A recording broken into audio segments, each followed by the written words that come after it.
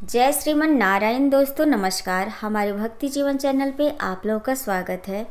आइए जानते हैं इस साल 2023 में देवउठनी एकादशी और तुलसी विवाह कब है, तिथि, शुभ मुहूर्त, महत्व और पारण का समय कब है।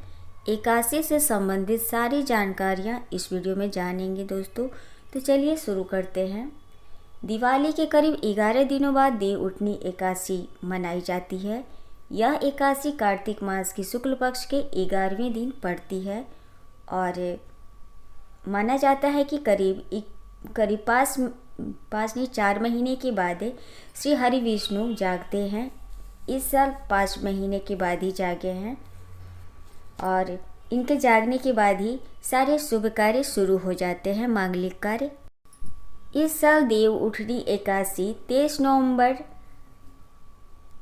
2023 गुरुवार को पड़ रही है। इस दिन सर्वार्थ सिद्धि योग और रवि योग भी बन रहा है। एकादशी तिथि की शुरुआत 22 नवंबर रात 11:03 पर शुरू होगी और 23 नवंबर रात 9:01 पर ख़त्म हो जाएगी। इसका मतलब है कि उदय तिथि के मुताबिक 23 नवंबर को देवउठनी एकादशी मनाई जाएगी। इस तिथि को भगवान विष्णु करीब 5 महीने के बाद नींद से जागने वाले हैं और सभी मांगलिक कार्य शुरू हो जाएंगे। साथ ही देवउठनी एकादशी की रात को शालिग्राम और तुलसी माता का विवाह भी किया जाएगा। देवउठनी एकादशी 2023 का शुभ मुहूर्त जान लें। कार्तिक शुक्ल एकादशी तिथि का प्रारंभ है 22 नवंबर 2023 रात 11:03 से। कार्तिक शुक्ल एकादशी तिथि का समापन है 23 नवंबर 2023 रात 9:01 पर। पूजा का समय है सुबह में 6:50 से सुबह 8:09 तक। संध्या पूजन का शुभ मुहूर्त है 5:25 से रात 8:46 तक। व्रत का पारण का समय है सुबह 24 नवंबर 2023 को 6:51 से सुबह 8:57 तक। देवउठनी एकादशी का महत्व जानते हैं। देवोत्थान एकादशी के नाम से देवउठनी एकादशी को जाना जाता है। इस दिन भगवान विष्णु सभी देवी देवता जाग जाते हैं और शुभ कामों की शुरुआत हो जाती है। एकादशी तिथि को भगवान की पूजा का महत्व है। इसके अलावा इस दिन तुलसी और शालिग्राम जी का विवाह भी किया जाता है। कहा जाता है कि देवउठनी एकादशी का व्रत रखने से आपको सभी पापों से मुक्ति मिल जाती है और मोक्ष की प्राप्ति होती है। तुलसी जी के विवाह में जो सामग्रियां लगती है दोस्तों, उसके बारे में जानते हैं।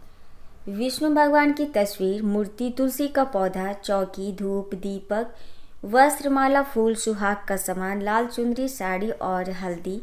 पूजा में मूली, आंवला, बेर, शकरकंद, सिंगारा, सीताफल, अमरूद और मौसमी फल। मंडप तैयार करने के लिए गन्ना होना चाहिए। देवउठनी एकादशी पूजा सामग्री क्या लगती है उसके बारे में जान लेते हैं।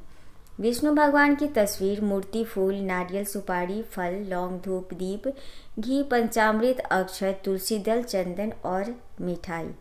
अब एकादशी की पूजा की विधि जान लेते हैं। देवोत्थान एकादशी के दिन सुबह जल्दी उठकर घर की साफ सफाई कर ले।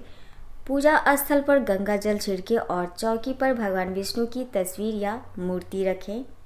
अब विष्णु जी को पीला चंदन का तिलक लगाएं और पीला फूल अर्पित करें। फिर एकादशी की कथा पढ़ें और घी की दीपक जलाकर आरती कर लें। प्रसाद के लिए तुलसी दल वाले पंचामृत और पंजीरी को अर्पित करें। एकादशी व्रत का दूसरे दिन पारण कर ले। तुलसी विवाह की पूजा विधि भी जान लेते हैं। देवउठनी एकादशी के दिन स्नान आदि करने के बाद घर के आंगन में तुलसी का पौधा बीचों बीच रखें, आकाश के नीचे। फिर शाम को पूजा स्थल को साफ करें और उसमें चूना और गेरू से रंगोली बनाएं और वहीं 11 घी के दीपक जलाएं। तुलसी के पौधे की 11 बार परिक्रमा करें। फिर पूजा की थाली में गन्ना, अनार, केला, सिंघारा, लड्डू, बतासा, मूली आदि मौसमी फल आदि को शामिल करें। फिर शाम को घर की महिलाएं शालिग्राम जी और तुलसी का विवाह करें। घर के आंगन में गन्ने का मंडप बनाकर तुलसी से शालिग्राम के फेरे करवाएं।